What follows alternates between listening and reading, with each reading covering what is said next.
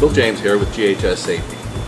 We get a lot of questions here at GHS Safety, and the number one question is, what is GHS and what do I have to do? Let me answer that this way. In 2012, OSHA enacted HazCom 2012. You've heard of Right to Know. Well, HazCom 2012 is referred to as the Right to Understand. GHS, which stands for Globally Harmonized System, is the internationally recognized format for identifying and classifying hazardous materials.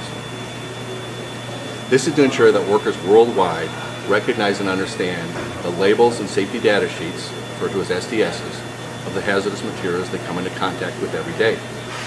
The OSHA standard requires the following actions. Number one, train the workforce by December 1st, 2013.